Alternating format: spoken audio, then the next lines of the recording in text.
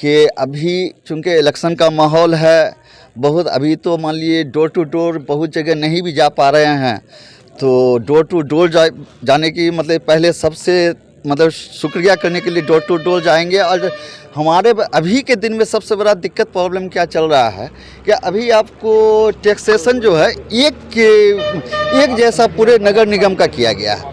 तो जब हम 2002 में भी पार्षद थे तो उसमें हम लोगों ने 3 भाग में बांटा था। 3 भाग में बांटने के बाद हम लोग महावीर चौक से उधर का जो भी था तो उसको हम लोग सबसे लोअर रेट में किए थे। तो सहरसा बस्ती जो है उसका भी होना चाहिए था, बिल्कुल लोअर रेट में होना चाहिए, क्योंकि यहाँ हर तबके के लोग हैं। तो इस चीज़ का किया जाएगा ताकि लोगों के ऊपर टैक्सेशन का भार न पड़ सके। समझे जी, आप सभी लोग बस्ती में घूम रहे हैं तो कुछ बस्ती की कंडीशन आपको देखने को मिली है, तो वहाँ के हालात बस्ते बदतर हैं, उनके लिए क्या सोचा है?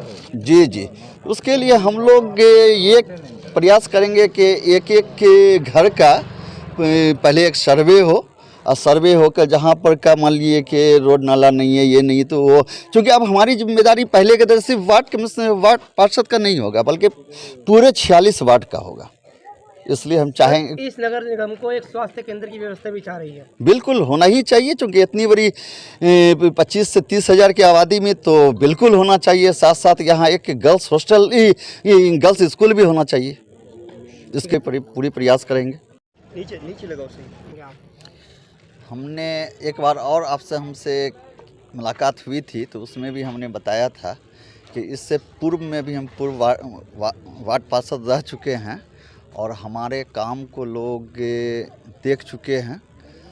तो और इसलिए गरीब लोगों का हमारे साथ पूरा समर्थन है। और साथ ही जो है जहां हमारे जब पूर्व में हम इससे पहले वार्ड कमिश्नर थे तो गंदी बस्ती कुछ चुनिंदे जगह पर ही दिया गया था, तो उसको हमने सारे प्रक्रिया को पूरा करते हुए एक जगह गंदी बस्ती दिलवाने का काम किया।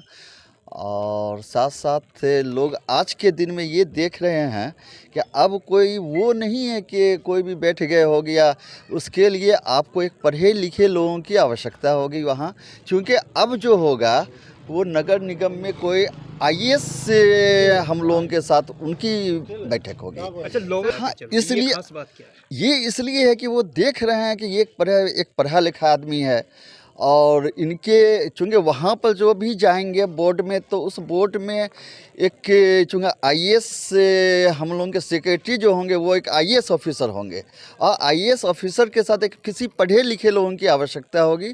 अन्यथा कोई अगर ऐसे चले जाएंगे तो जनता इस चीज़ को समझ रही है, पढ़े लिखे लोग भी समझ रहे हैं। आपने इसलिए बहुत शानदार बनाया, लोग आपके किरदार की सच्चाई की ईमानदारी की बात आमतौर पे कर रहे हैं। ये किरदार कैसे इतना नहीं तो इससे चूँकि इससे पहले भी जो है हम जो वार्ड पार्षद है तो क्रय कमेटी के परचेस कमेटी के हम कन्वेनर रहे और जब हम उस क्रय कमेटी में करोड़ की परचेज होती थी तो आज के दिन में ये चलता है कि भाई 10% ले लो 20% ले लो हो गया और उसका ओपन टेंडर नहीं किया जाता है। लेकिन जब तक हम क्रय समिति के कन्वेनर रहे तब तक के एक भी ऐसा चीज़ नहीं हुआ जो कि बिना मतलब ओपन टेंडर के हुआ हो। इसके तो कई बार हमको 3 बार इसके कारण रिजाइनेशन देना पड़ा, लेकिन जिला पदाधिकारी महोदय हमको बुलाकर कई बार बात किए कि आप रिजाइनेशन क्यों देते थे। जब हमने पूरा बात बताया तो वो बोले कि हम जब तक सहरसा में हैं